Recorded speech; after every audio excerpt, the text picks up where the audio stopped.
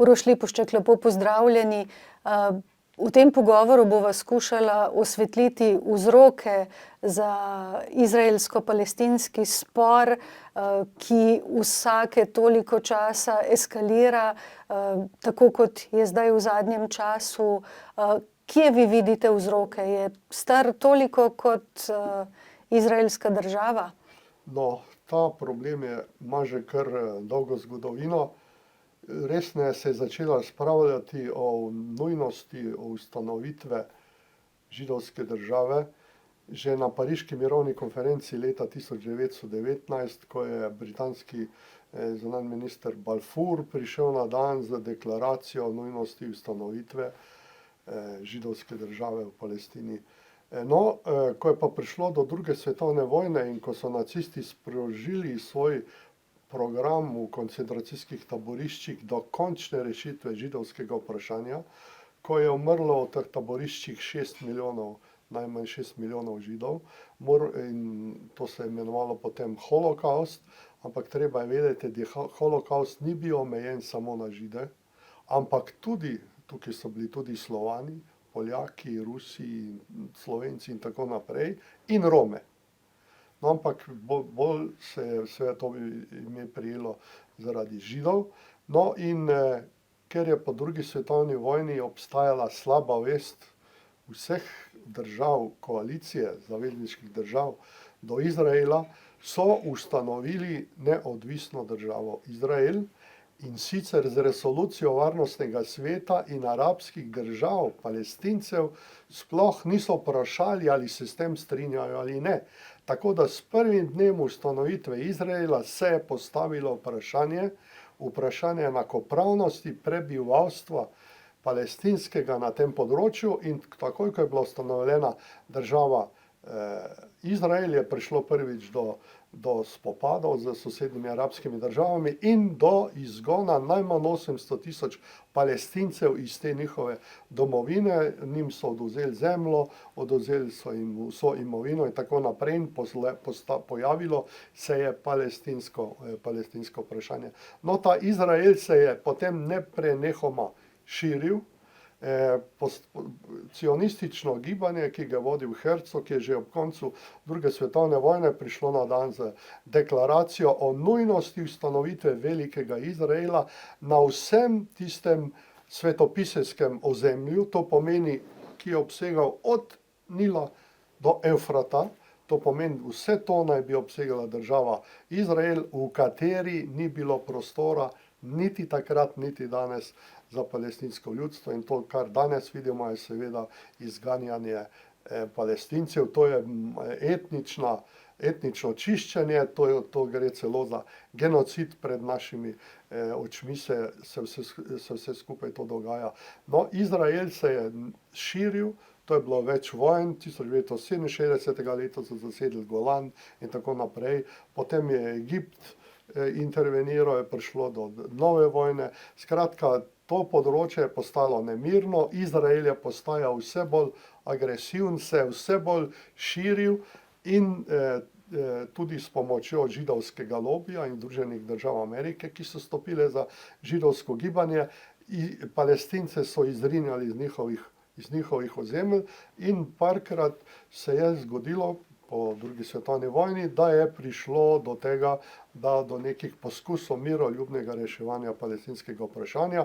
Prišlo je recimo pod vplivom tudi Združenih držav Amerike, predsednika Clintona je povabil v Washington premierja Begina in Jaser Arafata, prišlo je do neke sklenitve sporazuma, ki naj bi omogočil ustanovitev židovske države in ob njej palestinske države. No, in to so potem sankcionirali v dveh sporazumih, Oslo 1, Oslo 2. Gre skorajda za podoben proces, kot je obstajal tudi na področju Ukrajine, tudi tam je šlo za sporazum Minsk 1, Minsk 2, skoraj identična zadeva, ampak tudi v tem primeru, v tem prvem primeru, to pomeni v zvezi s Palestino, je prišlo do tega, da so Izraelci, da je Zahod kršil vse dogovore, in ker je šel politični proces v Izraelu vse bolj v desno, ker so prišle na oblast vse bolj konzervativne, fundamentalistične, cionistične sile, je prišlo do tega, da so se širili, da so odvzemali Palestincem zemljo, da so celo, recimo predvideno je bilo, da bo Jeruzalem glavno mesto in židovske države in Palestine, da bo to pod ingerencijo Združenih narodov. To se seveda ni zgodilo. Prišlo je do tega, da so te naseljenci, settlersi, kot jim pravijo, v angleščini širili, postajali vse bolj arogantni in izrivali Palestince, in tako je prišlo, da so Palestince tam na področju Gaze zaprli praktično 2 milijona 300 ali 2 milijona 400 milijonov ljudi v to največje koncentracijsko taborišče na svetu, in prišlo je seveda do jasno, tukaj je največja koncentracija prebivalstva na kvadratni kilometer na svetu, do nemogoče situacije za bivanje, higieno, zaposlovanje, šolstvo in tako naprej. In to je povzročalo odpor. In Izraelci so seveda poskušali to na vsak način zatreti. V prvi fazi tega gibanja je boj za osvoboditev Palestine so vodili Arabci, je vodilo palestinsko osvobodilno gibanje, ki je bilo na začetku prav tako radikalno, kot so bili cionistična gibanja, in tudi palestinsko osvobodilno gibanje se je na začetku zavzemalo za to, da je treba Izrael uničiti, da je treba Izraelce oziroma Žide vreči v morje, in prišlo je do hudih spopadov in tako naprej.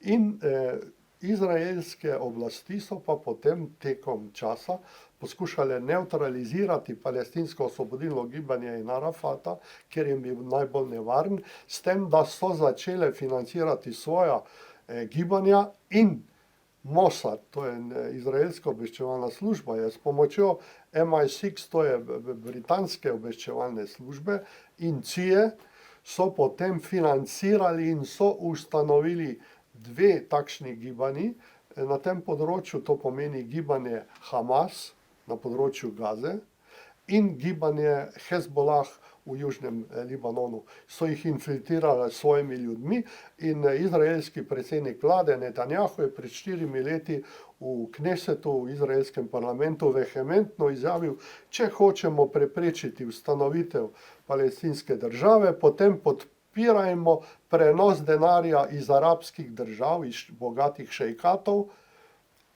na račune Hamasa in Hezbollaha, ker oni delujejo na naš račun.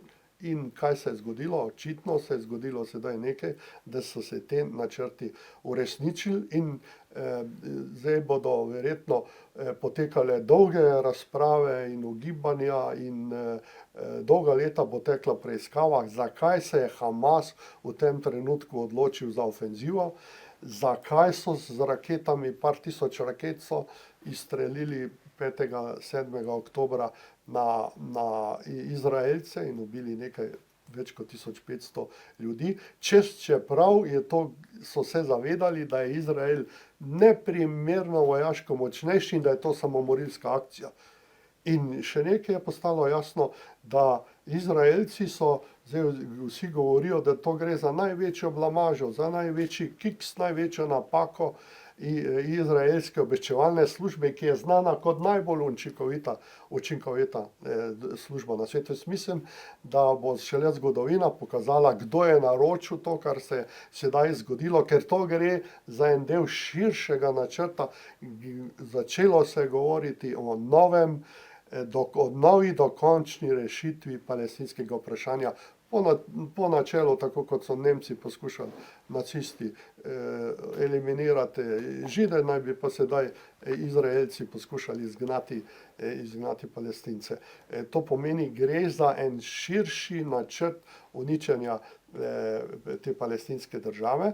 In dejstvo je še nekaj, če bi res bili tako nepripravljeni, kot zdaj se govori, ker pravijo, ko se je začel napad izraelske varnostne službe, pa par dni sploh niso reagirali na to, kaj se je zgodilo. Če bi res to bilo, potem bi danes potekali v Izraelu sodni procesi, preiskave, kdo je kriv za to. Nobene preiskave ni, zato ker je bilo očitno to dogovorjeno. Dogovorjeno je bilo, zdaj jaz mislim pa, da gre za neko veliko igro velikih sil, da tukaj so padle dve različni silnici.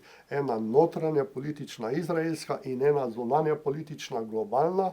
To pomeni boj velikih sil za vpliv na področja na svetu in še posebej poskus prikritja, da je NATO in Ameriki gre vse slabše v vojni v Ukrajini, da tam izgubljajo po pozicijo in da je treba preusmeriti pozornost javnega mnenja, svetovnega javnega mnenja iz Ukrajine na nekaj novega. Netanjahuju, ki vodi najbolj konzervativno možno izraelsko vlado po ustanovitvi Izraela pred 75 leti, pa ustreza tudi ta vojna in ta zmešnjava in vse to, kar se dogaja. Zakaj? Ker je on obtožen, da je vpleten v korupcijo, so mu že to skoraj dokazali, in če bi mu to dokazali, ga čaka nekajletna zaporna kazen oziroma prepoved upravljanja kakršnekoli politične funkcije v Izraelu. To pomeni njemu, dokler bo v Izraelu takšna situacija, da bo Izrael zapleten v to vojno, se mu ne bo nič zgodilo. Ustanovili so vlado narodne enotnosti in danes nihče v Izraelu več v tem trenutku ne govori o njegovem Netanjahovem škandalu, vpletenosti v korupcijo, in si je za nekaj časa rešil svoj položaj. Druga stvar je pa seveda ukrajinska vojna. To pa je seveda tudi tukaj zdaj o tem, kar jaz govorim, to ni trdnih dokazov. To so analitični sklepi, mi lahko analitično ugotavljamo, zakaj se je to zgodilo. Zgodilo se je verjetno zato, ker tudi ameriškemu predsedniku Bidenu v Združenih državah Amerike kaže vse slabše pred predsedniškimi volitvami, ki bodo drugo leto, po drugi strani on postaja vse bolj betežen, pozabljiv, vidi se, da človek vse težje opravlja tudi mentalno te svoje predsedniške dolžnosti. ZDA, njegova administracija je zelo agresivna in je porabila samo za potek vojne v Ukrajini več kot 135 milijard dolarjev. In seveda ameriški volivci se bodo sedaj, če vojno izgubijo še pred volitvami, vprašali, zakaj smo mi dali 135 milijard dolarjev v trenutku, ko recimo v Ameriki 10 milijonov otrok gre vsak večer lačnih spat. S takimi problemi se Američani ukvarjajo se z vojno v Ukrajini, namesto da bi se ukvarjali tudi s svojimi socialnimi vprašanji. To pomeni, da je bilo potreba na nek način prikriti to delovanje oziroma porast tudi NATO in ZDA kot glavne nosilke te vojne ki se je zgodila na področju Ukrajine. Jasno, šlo je za rusko agresijo. To ni nobenega dvoma, za katero ni opravičila. Ampak celo v NATO so priznali dve stvari. Prva stvar je, da ta vojna se ni začela 24. februarja lansko leto, ko so ruske sile prestopile državno mejo in napadle Ukrajino, ampak da poteka od dogodkov v Majdanu leta 2014, tako imenovane majdanske revolucije. To so v NATO priznali. In drugič, priznali so celo to, generalni sekretar NATO je v pogovoru za Washington Post jasno izrazil, da je do te vojne prišlo zaradi širitve NATO na področje bivše Sovjetske zveze. To področje za Ameriko ni vitalnega pomena, za Rusijo je pa še kako vitalnega pomena. Če bi Američani uspeli spraviti Ukrajino v NATO, namestiti tja vojaške baze, dve bazi so že namestili, eno na Poljsko, eno v Romunijo, in od tam rakete z atomskim orožjem potrebujejo samo 5 do 7 minut, da dosežejo Moskvo. To pomeni, Rusi nimajo praktično nobene možnosti reakcije v tem primeru, v primeru prvega udarca. Zato je to absolutno najpomembnejše varnostno vprašanje Rusije in dokumenti Organizacije o varnosti in sodelovanju v Evropi pravijo, da varnost ene države ne sme iti na rovaš, na škodo druge države, in točno to se je sedaj tukaj zgodilo. Skratka, Rusija ne bo pristala za nobeno rešitev te ukrajinske krize, ki ne bo stalna. Oni ne bodo pristali na model reševanja recimo korejske krize, ker vidite, tam vsake par let se tam nekaj dogaja, so na robu vojne, Rusi bodo to dokončali. In Zahodu in tudi Ameriki vse bolj zmanjkuje moči in pripravljenost tudi njihove javnosti, da še naprej financirajo to vojno. Po drugi strani je pa Ukrajina izpadla država, ki je izgubila skoraj 450 tisoč mladih ljudi. Včasih je imela Ukrajina to pred to vojno, ne pravijo, okrog 37 milijonov prebivalcev, danes pravijo, da jih ima slabih 18 milijonov ljudi. Vsi mladi, tisti, ki so bili sposobni, so odšli, so tudi še mladi v Ukrajini, ampak je vse težje. In cvet ukrajinske generacije je končal v grobovih in zgodovina bo s težko roko in ocenila ukrajinskega predsednika Zelenskega, ki je žrtvoval toliko ljudi ne za cilje Ukrajine, ampak za cilje od tega, da ameriški imperij še naprej globalno vlada svetu. To pomeni, da kljub temu, da te dve krizi, ukrajinska in Bližnjega vzhoda, nista povezani, sta v eni funkciji. Sta v funkciji boja med velikimi silami. Po eni strani poskušajo na Bližnjem vzhodu ZDA znova osvojiti položaj, ki so ga začele izgubljati. Samo pogledajte, da je največji uvoznik nafte iz Bližnjega vzhoda je postala Kitajska. Kitajska je recimo dosegla celo nekaj nepredstavljivo pomembnega, dogovor o normalizaciji diplomatskih odnosov med Savdsko Arabijo in Iranom, to pomeni med šiiti in suniti. Skratka, to tudi Američanom absolutno ni uspelo in Američani so začeli zato izgubljati pozicije na Bližnjem vzhodu, kjer so še vedno 2/3 svetovnih zalog nafte. To pomeni, to gre ne samo in tukaj so prizadevanja za ustanovitev velikega Izraela v funkciji obvladovanja tega velikega ameriškega imperija. Vse to je pa seveda uperjeno proti Kitajski. Tako da vse te vojne imajo za končni cilj prvič bistveno oslabiti Rusijo kot vojaško silo, kot veliko silo, jo spraviti v nek drugi rang, ne več, da to ni več jedrska sila prvega ranga.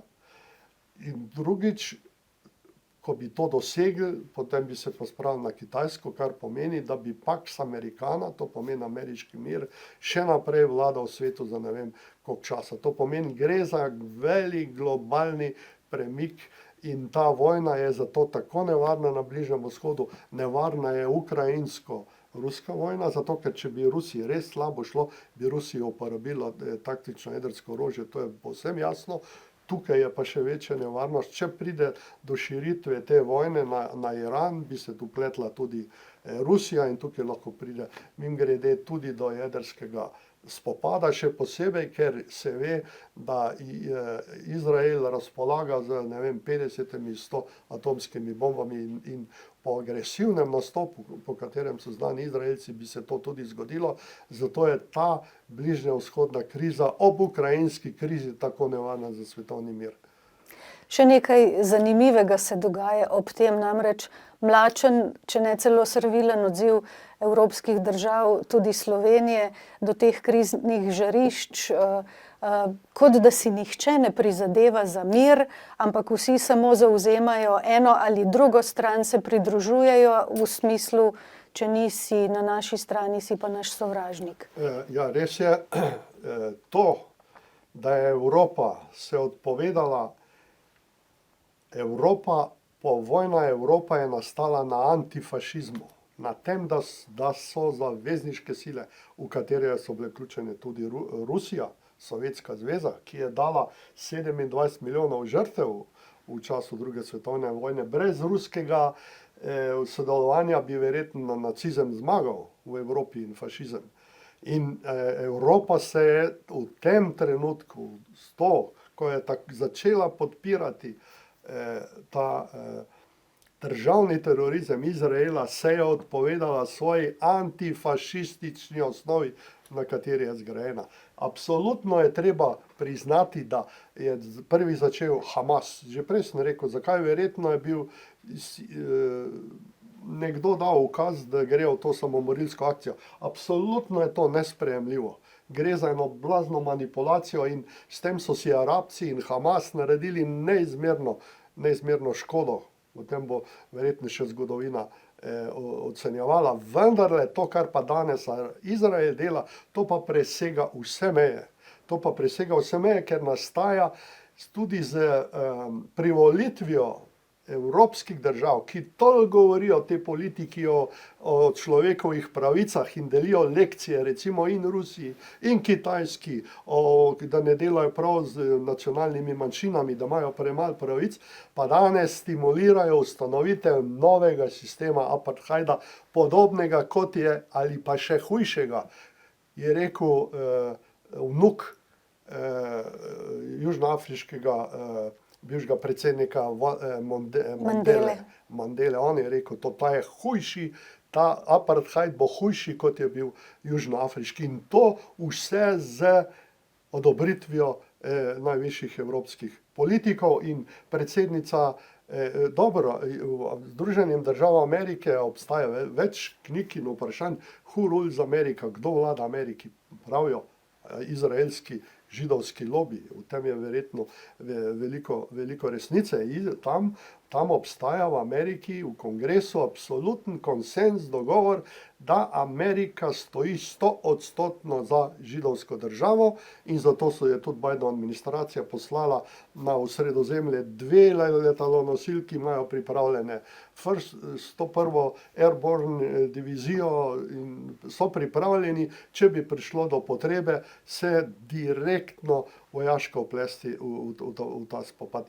To so Združene države Amerike, ampak ameriški strateški cilji in evropski se razlikujejo. Amerika je daleč ločena z dvema oceanoma, energetsko samozadostna in tako naprej. Evropa ni, Evropa je odvisna, še kako odvisna od velikega in ruskega in bližnjevzhodnega in kitajskega tržišča, da mi tja izvažamo, nimamo surovin, nimamo energije in odvisni smo od uvoza energije, še posebej zdaj, ko smo z Rusi prekinili, od izvoza energije iz področja Bližnjega vzhoda in Evropa si reže temelje, na katerih sloni, kar je zelo težko razumeti, kako je možno, da evropski politiki tega ne vidijo. Tudi nemški, poglejte, nemški kancler Scholz je skupaj z Annalena Baerbock, ki je zunanja ministrica, ki je največji hujskač vojne po drugi svetovni vojni na tem območju, kako oni brezrezervno podpirajo ta izraelski sedaj državni terorizem. Zakaj? Zaradi slabe vesti, ker so nacisti med vojno pobili, ne vem, 6 milijonov Židov. Samo zaradi tega oni ne vidijo, da so tudi Palestinci ljudje. In to je človek, ko sem zadnjič prebral v New York Timesu, da je izraelski general dejal za Palestince, da so to govoreče živali, človek ne more verjeti, kam smo se spustili in da to taki svetovni mediji to objavljajo in da imate vi neko skupino ljudi, ki praktično nobenega to ne zanima in še posebej ne tudi Evropo. In temu so se pridružili na žalost tudi slovenski politiki. Noben vodilni politik ni dvignil glave, se postavil za Palestince. Palestinsko državo, ki je bila urejena v teh dogovorih v Oslo 1 in Oslo 2, pa zaradi diverzij z strani Izraela in Zahoda nikoli ta država ni uspela zaživeti, je ta Zahod je to praktično vse blokiral in ta država ne more preživeti oziroma zaživeti, ampak je kljub temu jo je priznalo 139 držav članic od 193 članic svetovne organizacije, tudi v Sloveniji. Jaz sem takrat bil še dopisnik zunaj, sem spremljal, so bile zelo blizu tega, da bi priznali to palestinsko državo, da bi se pridružili 143 državam ali 139 državam, ki so jo priznale, pa nismo zmogli tega koraka. Danes smo pa šli celo še več korakov dlje in je to praktično, jaz mislim, da je to velik problem, da smo mi moralno dolžni priznati, da smo moralno dolžni se boriti tudi za življenja Palestincev in da nas to, k temu nas sili 124. člen slovenske ustave, ki nam zapoveduje nevtralno oziroma miroljubno politiko miroljubnega sožitja, na česar se vodilne politične stranke razen ene v Sloveniji sploh tega ne zavedajo in jaz mislim, da je tukaj tudi problem ni samo političnih strank, te absolutno poslušajo samo svoje politične elite, ki dobivajo ukaze iz nekih central na zahodu, ampak da se je to razširilo tudi na medije. Tudi poglejte, mediji že problem ni samo slovenski, kar zadeva medije, to je splošno, bom rekel, svetovni problem. Ta novi val cenzure se je začel v Združenih državah Amerike in lažne novice, vse to, kar se temu pritiče. Zakaj? Zaradi, da so prikrivali dejansko položaj na bojiščih v Ukrajini, oni so cenzurirali vse vesti, dajali so samo pozitivne, tisto, kar je bilo pozitivno za Ukrajino in skrajno negativno, kar je bilo za Rusijo. Tudi Evropska unija je ta prvi ali drugi dan uvedla prepoved objavljanja kakršnihkoli medijev ruskih na področju Evropske unije, kljub temu, da nismo v vojni. Nam, državljanom, je vodilna politična elita v Evropski uniji, ki ni izvoljena, ki je imenovana, preprečila, da bi sami na lastne oči videli, kaj se dogaja. Sreča je pa to, da je prišlo zaradi razvoja tehnologije, digitalizacije in tako naprej, do preboja medijev, da nimajo več tako pomembne monopolne vloge, te tako imenovani corporate media, to pomeni te največje organizacije, televizijske in te časopisne korporacije, kot so imele doslej, ampak imate vi majhne medije, ki postajajo zelo vplivni in jaz to spremljam tudi preko YouTubea na internetu. Vi imate neke male postaje v Ameriki, recimo Judge Napolitano, ki je bil včasih sodnik Vrhovnega sodišča v New Jerseyju, on vodi eno oddajo, ki je zelo pozitivna in ki daje čisto drugo sliko dogajanja v Ukrajini in tudi v Izraelu, kot jo dajejo uradni mediji, ki prenašajo, kot včasih ruska televizija, sovjetska televizija, samo tisto, kar je ta sporočal. Smo v bistvu na isti valovni dolžini. Imate enega polkovnika McGregorja, ki je bil celo heroj v zalivski vojni na ameriški strani, ki je absolutno kritičen do tega, kar se dogaja. Imate Scotta Ritterja, tega znanega strokovnjaka, ki je prvi prišel na dan, da Irak nima atomskega orožja, zaradi česar so ga formalno Američani in Britanci oziroma NATO napadli. Skratka, imate eno serijo ljudi izven, ki izkoriščajo te male medije, ki dobivajo vse večji vpliv, zato sploh približno vemo, kaj se sploh lahko dogaja, ker so ta veliki vlade so poskušale to vse prikriti. In to velja tudi za evropske vlade, v veliki meri za Veliko Britanijo, BBC in tako naprej, pa tudi za naše medije. Tudi to se je preneslo tudi na naše področje, tudi v Slovenijo. Poglejte, koliko kritičnih oddaj, kljub temu, da merila profesionalne etike, RTV, jaz sem bil eden od avtorjev teh pravil pred mnogimi leti, določajo, da moramo pri določenem časovnem obdobju pojasniti in prikazati vsa relevantna stališča. A je bila kakšna diskusija na televiziji o vojni v Ukrajini za in proti? Ni bilo. Absolutno ni bilo, samo ena resnica. Se poroča o ruski agresiji, res, Rusi so naredili agresijo, samo lahko se vprašamo, zakaj je bila ta agresija. Ni bila neizzvana, kot so na začetku trdili, ampak je bila še kako izzvana izširjenjem NATO. Nobene debate ni bilo. Tudi tiskani mediji, če pogledate te razne priloge ob sobotah, to v glavnem samo eno uradno stran resnico ponujajo. No, ampak sreča, da je tehnologija tako napredovala, da so se tudi v Sloveniji pojavili, bom rekel, doslej neki majhni obskurni mediji na obrobju Slovenije v glavnem, recimo v, kaj s vem, v Murski Soboti, Kranju, Novem mestu in Gorici in tako naprej, neki mediji, kjer se sliši tudi druga stran, kjer se sliši in to bi seveda, to je velika sramota in žalost tudi za slovensko demokracijo, ki kaže, da absolutno nismo zreli in v tem smislu seveda vsi politiki absolutno naši zaslužijo vso grajo. In mislim, da smo Evropejci mi izgubili kakršenkoli vpliv, mi državljani, na izvajanje zunanje politike naših državljanov, naših vlad, zato ker te vlade poslušajo samo njihove stranke, te pa dobivajo direktive od zunaj, zato se tudi naši poslanci v Evropskem parlamentu obnašajo tako, kot se obnašajo, praktično nobenega relevantnega vprašanja ne postavijo.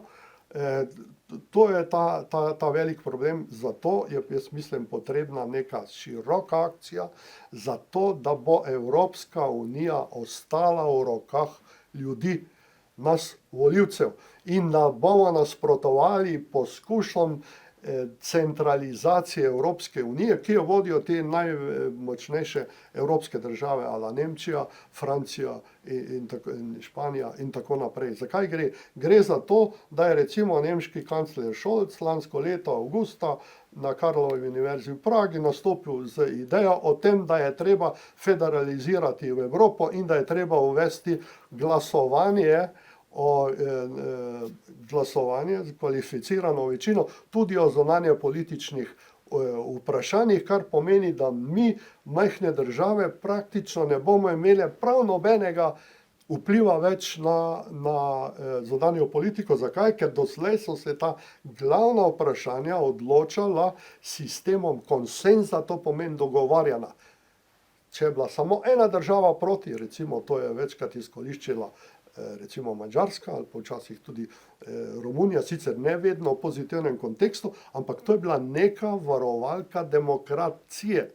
Če se to ukine, potem bo Evropska unija postala samo unija Francije, Nemčije, Italije, pa bomo Francije, vsi ostali bomo pa samo gledali, kaj se dogaja. Zato moramo mi nastopiti proti in jaz mislim, da moramo tudi v Sloveniji, da morajo družbena gibanja, da morajo civilne organizacije vzeti veter iz jader političnih strank in drugo leto, ko bodo volitve v Evropski parlament, nastopiti s svojimi kandidati, ki ne bodo strankarsko orientirani. Zakaj? Ker stranke imajo po definiciji, jaz sem politolog, pa sem se s tem kar dosti ukvarjal, enostranske interese, oni zastopajo parcialne interese, mi moramo pa zastopati interese vseh ljudi.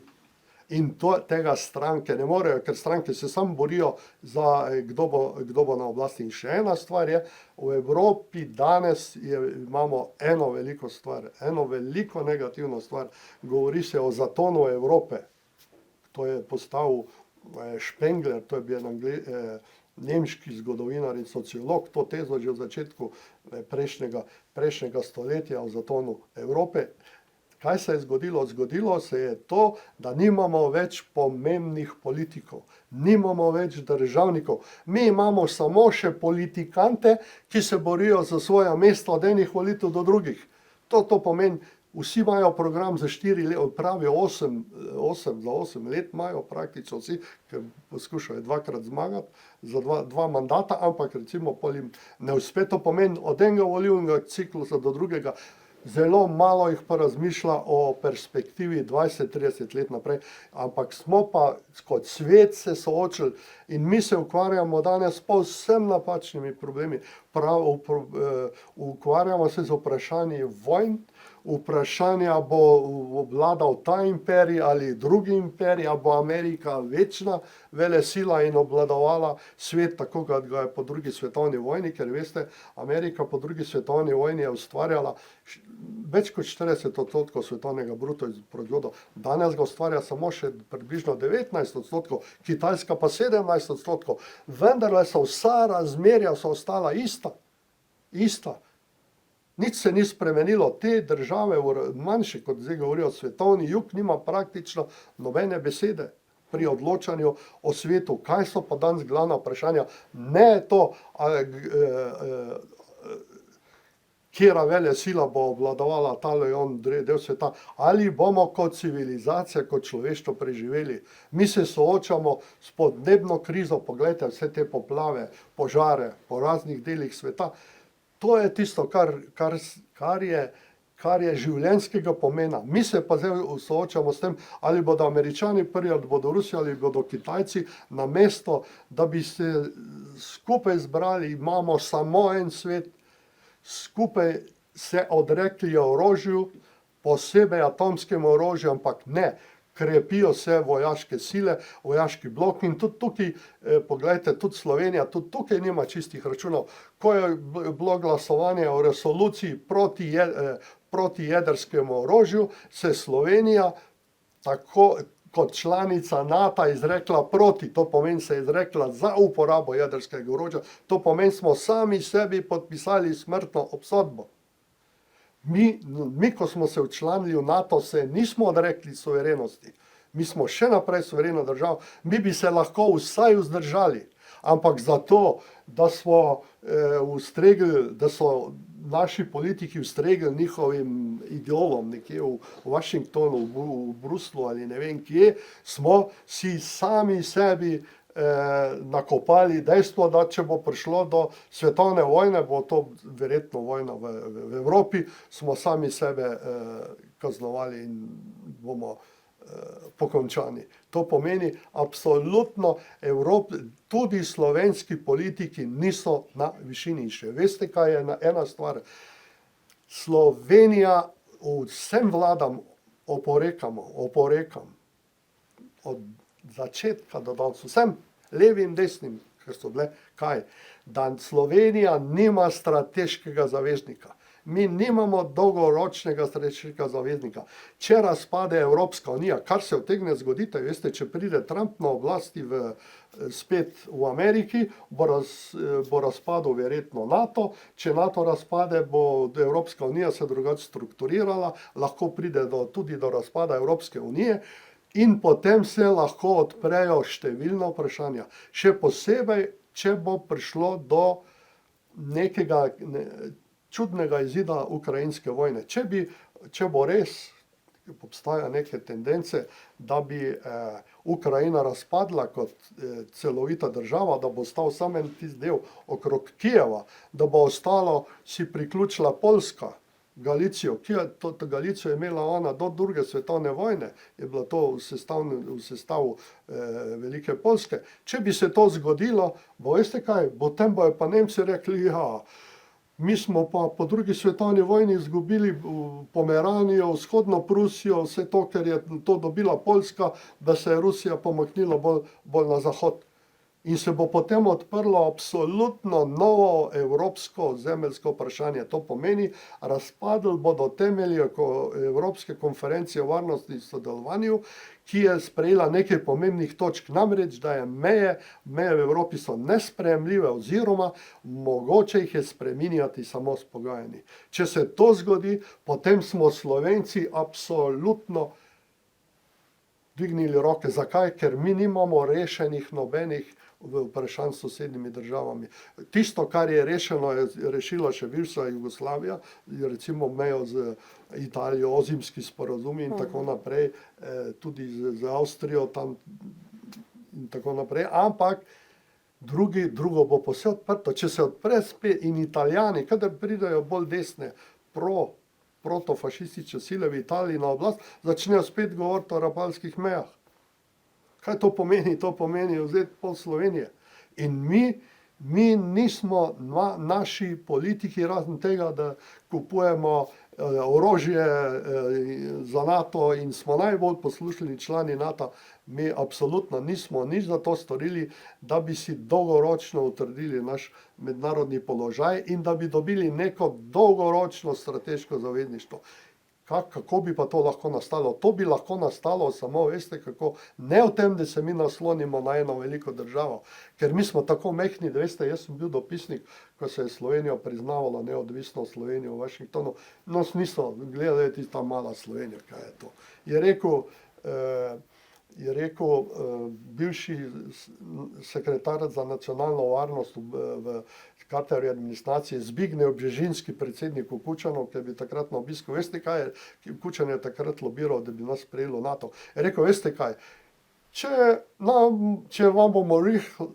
bi vas lih hoteli imeti, vas bomo pa s tanki v 2 dneh okupirali. To je ena realna teža Slovenije. To pomeni, mi nismo dobili nekega strateškega zaveznika, ki bi ga pa lahko dobili v sodelovanju z ostalimi malimi državami Evrope, ki so v podobni situaciji, kot smo mi. Ko je bil lansko leto na obisku islandski predsednik na Blejskem forumu, je on prvi v Evropi zahteval ustavitev vojne v Ukrajini in začetek diplomatskega reševanja tega spora. In kaj mu je rekel takratni predsednik Pahor? Je rekel, ne, mi nimamo pravico se odločati o tem, kako bodo Ukrajinci ta spor reševali, to pomeni, vojna ne gre naprej. On je pa jasno tendenco pokazal, da bi prišlo do nekega nukleusa, majhne skupine držav, ki bi imela podobne cilje.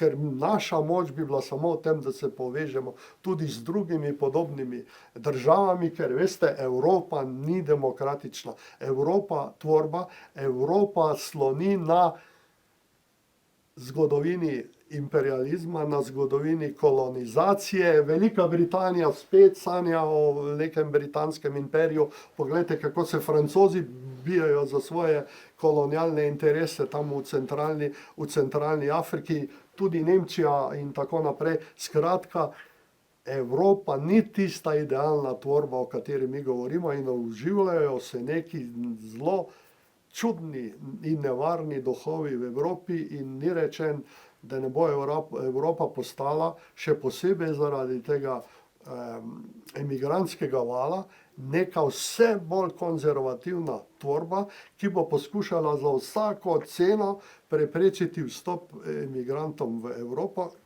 kar ne bo mogoče, ker je prevelik naval. Drugič je pa, Evropa se tako hitro stara, da mi rabimo ljudi, da bodo delali. Mi ne bomo niti za penzione imeli, niti za nič, ne bomo imeli delavcev dovolj. Skratka, te migracije ni mogoče ustaviti in papež je imel povsem prav, ko je rekel, da je Evropa postala stara starka. In to, kot nas vodijo te politiki, ki jih nismo izvolili, seveda to povsem dokazuje in nažalost tukaj prihodnost Evrope ni posebej svetla. Mogoče, da se še vrneva k medijski cenzuri. V času covida so jo mnogi imenovali kar medijska vojna.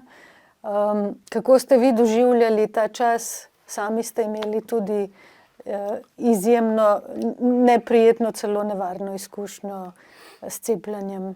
No, jaz sem bil cepljen z Moderno. Enkrat samo sem se cepil, ker potem sem dobil tak pritisk, da me je skoraj razneslo. So celo tam gledali na urgenci, a nima aparat prav delal, ne, ker je pokazal, da imam 290/235 pritiska. Nemogoče. In je bilo to, in seveda, to je Moderno, naredili so jo v 63 dneh, to cepivo, ki bi ga morali delati 70 let in preizkušati. In mi smo bili poskusni zajčki. Absolutno. In veste, jaz nisem pristaš teorij zarote. Jaz sem kritičen do tega, da se en kar zmisle neki pa lansira. Ampak vse teorije zarote, ki so se takrat pojavile v zvezi s covidom, so se danes skoraj da uresničile. Vse te teze. In je praktično nemogoče to, kar se je zgodilo, da smo bili mi poskusni zajčki. tega in seveda mediji so pri tem sodelovali, oblasti so poskušale z ukrepi maksimalno uvedbo cenzure to preprečiti, kakršnakoli druga mnenja v imenu boja proti epidemiji, zatiranju epidemije in seveda, veste, tukaj so šle še za neke druge agende zraven, cilje in jaz mislim, tukaj je bila zelo prisotna tudi ta skupina iz Davosa, ki ima seveda ene globalne cilje v svetu urediti na čist novi kapitalski podlagi, to pomeni, da bo zginila suverenost držav, da bodo svet obvladale velike korporacije oziroma veliki milijarderji, tisti, in to se že dogaja, recimo v nekaterih tudi pomembnih organizacijah Združenih narodov, naprimer Svetovni zdravstveni organizaciji. Nemogoče je, da tako večji del proračuna Svetovne zdravstvene organizacije izvira iz privatnega kapitala kot iz prispevkov držav članic, da je najbolj vpliven v Svetovni zdravstveni organizaciji je Bill Gates s svojimi milijardami. In on vsiljuje neko svojo agendo, on pa govori, če berete kaj njegova dela, da je ljudi preveč, da je treba to reducirati, število prebivalstva in tako naprej. In on tera neke svoje poglede skozi Svetovno zdravstveno organizacijo. Jaz sem proti ukinitvi Svetovne zdravstvene organizacije, ampak sem pa za njeno radikalno transformacijo, ker svet rabi Svetovno zdravstveno organizacijo zaradi koordinacije, da se ve, kje se neke bolezni pojavljajo, kaj je treba narediti, samo ne na taki osnovi, da bodo neki milijarderji povezani z Davosom ali z ne vem kim, s čim, da bodo oni odločali o našem zdravju, da bodo odločali o tem, a bodo eni cepljeni, ne bodo oni, in da bodo nas prisilili, da bomo cepljeni z cepivi, ki so se izkazala zelo nevarna. Kaj po vašem mnenju, glede na vse te teme, o katerih sva se zdaj pogovarjala, lahko naredi en zdravorazumski posameznik oziroma nekdo, ki je do sedaj slepo verjel mainstream medijem, pa začel ugotavljati, da stvari pa mogoče niso čisto take, kot jih prikazujejo. Kaj lahko vsak posameznik stori? Jaz mislim, da se moramo ljudje organizirati, posebej civilno-družbena gibanja, tudi stranke. Mislim, da bo moralo priti tudi do razčiščevanja znotraj posameznih strank, da bodo res zastopale tiste programe, ki jih pišejo v programih, ne pa da eno piše v programih, drugo pa delajo, in da gredo ljudje na volitve, da se ustanovijo gibanja, ki so neideološka, pluralna, ki ne sprejemajo nekih ukazov od zunaj in da ljudje po svoji človeški pameti, ko bom rekel po kmečki pameti, volijo in da grejo na volitve. Recimo drugo leto, ko bodo evropske volitve, bo verjetno zanimanje ljudi zelo majhno za evropske volitve, ker je to nek oddaljen organ, ki ima zelo majhno moč. Jaz mislim, da bo treba priti tudi do spremembe, do reforme te Lizbonske pogodbe, da bo Evropski parlament dobil večjo vlogo, da bo odločal o komisiji, ne pa da zdaj posamezne države komisarje pošljejo tja gor tistega, ki ga hočejo odstraniti, ali pa tistega je najbolj priljubljen, da dobi največ denar. Ker zdaj gre v glavnem tisti, ki hodijo tja gor, gredo za to, da dobro zaslužijo. In veste, mi zdaj tle v Sloveniji se pripravljamo na ustanovitev enega neideološkega, pluralnega, družbenega gibanja za evropske volitve, ki si bo postavil program sodelovanja z ostalimi podobnimi silami v Evropi za demokratično Evropo, in drugič, da bo Evropski parlament dobil takšne ingerence, kot gredo parlamentu neke suverene države. To pomeni, da bo Evropska komisija podložna ne Angeli Merkel in drugim politikom, pa Macronu, pa Scholzu, ampak parlamentu. In to pomeni to, in da bo treba da se preneha tudi to zapravljanje, da Evropa postaja Evropska unija, ni več unija samo, ker se usklajujejo gospodarski interesi, postaja vse bolj vojaška sila, se iz sredstev za obrambo, za mir celo financirajo oboroževanje. To je nemogoče. In še ena stvar, kar smo mi že napisali, ko pripravljamo program, noter, da je treba radikalno znižati plače evropskim poslancem. Zakaj? In naj dobijo zaradi mene, naj imajo, ni nujno, da so plače evropskih poslancev enake. Če ima Nemčija toliko višji standard, tako večjo moč, naj imajo nemški člani parlamenta evropskega večje.